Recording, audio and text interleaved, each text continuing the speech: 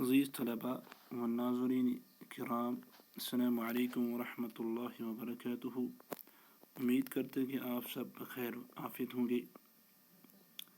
آج کا یہ درس میں کلاس 3 کے لیے پیش کر رہا ہوں، جو آپ کی کتاب منطق الطیر جز 40 کا چوتھا سبق یعنی الوحدۃ الرابعہ ہے۔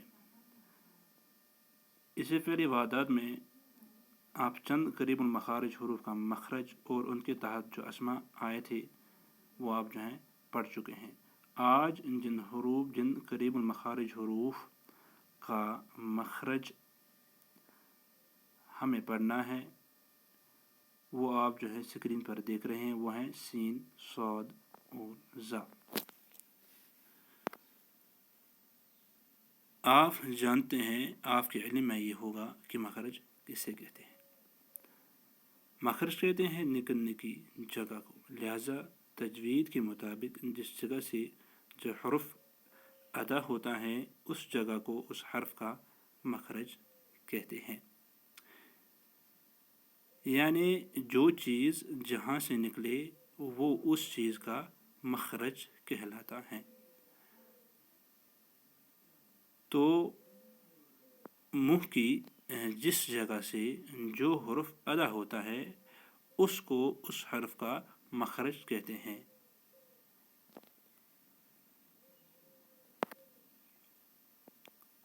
سین، صاد اور زا کا مخرج، چونکہ یہ تینوں حروف یہ قریب المخارج ہیں، یعنی ان کا مخرج قریب ایک ہی ہیں، یعنی یہ ایک ہی جگہ سے ادا ہوتے ہیں، اگرچہ ان کی ادائیگی کی کیفیت میں فرق ہے۔ تو ان تینوں کا مخرج کیا ہے؟ زبان کی نوک سامنے والے نیچے دانتوں کے اندرونی کناروں سے لگے تو یہ حروف ادا ہوتے ہیں۔ یعنی زبان کی نوک جب نیچے دانتوں کے اندرونی کناروں سے لگے تو یہ حروف ادا ہوتے ہیں۔ زا سین کو باریک اور صاد کو موٹا پڑھا جائے گا، نیز ان حروف میں سیٹی کی آواز آنی چاہیے۔ یعنی زا سین کو باریک پڑھا جائے گا اور صاد کو موٹا پڑھا جائے گا، اور ان میں سیٹی کی آواز بھی آنی چاہیے، جیسے زا، سین، صاد۔ عزیز طلباء، اس کتاب کے ترتیب دینے کا مقصد یہ ہے کہ ہمیں پڑھنا بھی آ جائے، یعنی عربی پڑھنا بھی آ جائے اور عربی لکھنا بھی آ جائے، اور ہمارے اندر الفاظ کا ذخیرہ اور عربی سمجھنے کا ملکہ بھی پیدا ہو۔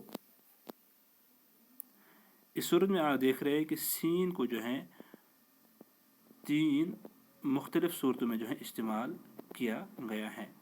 سماقتن میں سین کو شروع میں استعمال کیا گیا ہے، نثر میں بیچ میں استعمال کیا گیا ہے، الناس میں سین کو اخیر میں استعمال کیا گیا ہے۔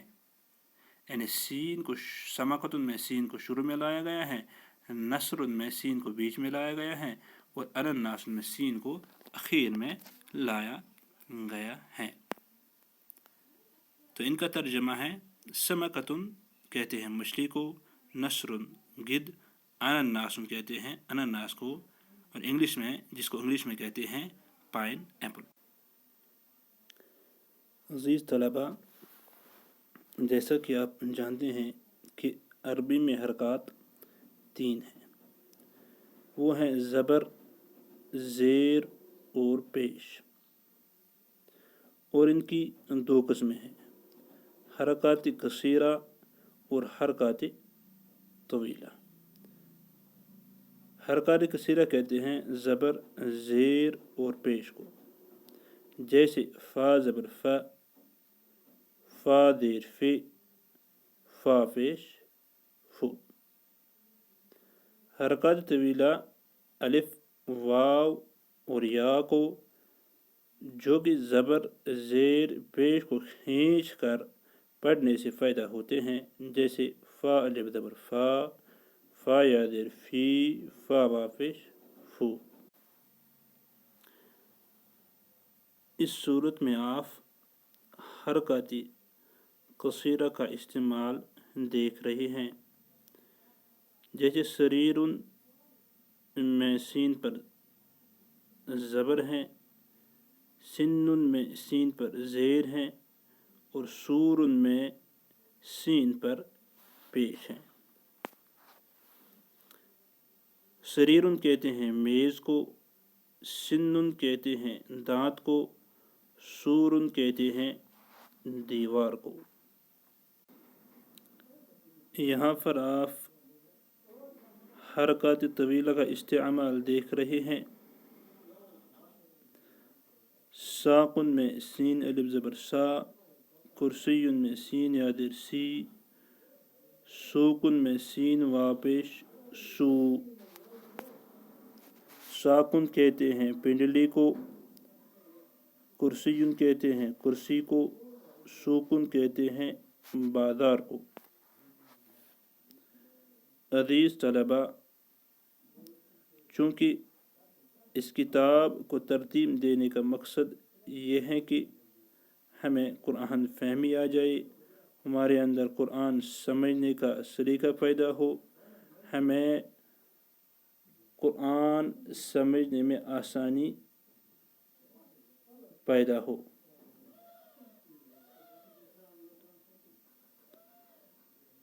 اسی وجہ سے یہاں پر یہ آیت پیش کی گئی ہے۔ یہ آیت سورہ مائدہ کی 45ویں آیت ہے۔ الانف بالانف والاذن بالاذن والسن بالسن والجروح قصاص۔